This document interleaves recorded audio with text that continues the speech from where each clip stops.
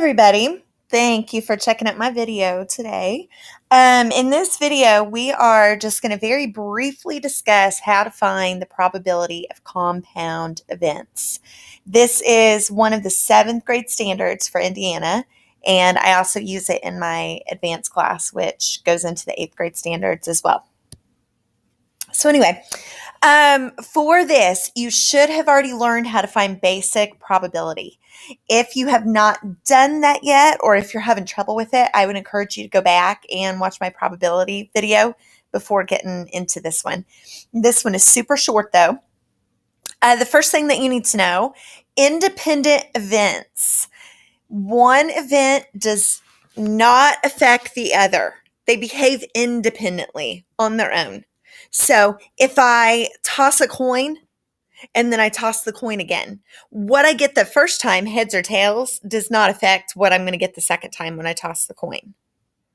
Or if I have a box of crayons and I decide to just pull out a random crayon to use and I color with it or whatever and I put it back in the box and then I draw out another one.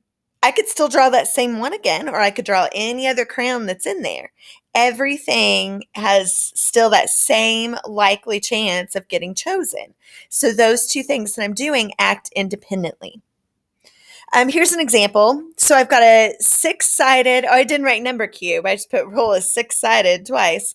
Usually math books will say 6-sided number cube. They really just mean die. My theory is they don't want to put die because it sounds awful, but that's the singular for dice.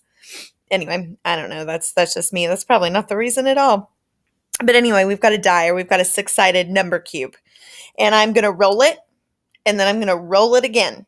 Whatever I get the first time does not affect what I get the second time at all. So I want to find the probability of first rolling a 2.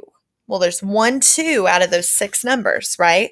So the probability of rolling a 2 would be 1 out of 6. And then the probability of rolling a 5. There's 1 5 out of those 6 numbers. So again, that would be 1 out of 6. And then what you want to do is multiply those two probabilities. So with fractions, you multiply straight across the top and straight across the bottom, and then you reduce it if possible. So the probability of rolling a 2 followed by a 5 would be 1 out of 36. How about the probability of rolling an even number, and then the probability of rolling something that's less than 3? So an even number, that's half of your die, right? 3 out of those 6 numbers are even. So 3 out of 6. Or I'm going to go ahead and reduce that and say 1 out of 2. I like smaller numbers if I can use smaller numbers. And then a number that's less than 3. Well, the number's less than 3. It doesn't say less than or equal to. It just says less than. So that could be a 1 or a 2. So that's 2 of them. 2 out of 6. I'm going to go ahead and reduce that and put 1 out of 3. And then again, I'm going to multiply them. You have a 1 in 6 chance of rolling an even number followed by a 3. Not too bad, right? The one that gets a little bit more tricky is when they are dependent events. One affects the other. What happens the second time depends on what happens the first time. So for example, if you have a bag of marbles and you pull one out and you don't put it back in. If you put it back in, then the second time you pick a marble, you've still got the same possibilities that you had the first time. But if you pull it out and you don't put it back in, that changes what's in there for the second one that you pick. So in this bag of marbles over here, I've got 5 red, 3 blue, and 2 yellow. I want, first of all, the probability of getting a red. Well, there's 10 marbles total. 5 of them are red. I'll reduce it in a minute, but for now, I'm going to make a note that that's 5 out of 10. But when I pull that red out, I'm not putting it back in. So now in my bag, I don't have 5 red. I have 4 red. And then I want the probability of getting a yellow. Well, I still have 2 yellow in there, but I don't have 10 marbles anymore because we pulled one out, right? Now there's 9 marbles in there, and I want to multiply. I'm going to go ahead and reduce that 5/10 to 1/2. Again, just because smaller numbers are so much easier. And then I'm going to multiply across and across. And 2 over 18, that will reduce to 1 out of 9. So there's a 1 in 9 chance of it happening like that. Let's look at another one just like that. This is the last one I want to show you in this video today. So again, we're starting with 5 red, 3 blue, and 2 yellow. I want to know the probability of getting a blue, not replacing it, and then the probability of getting another blue.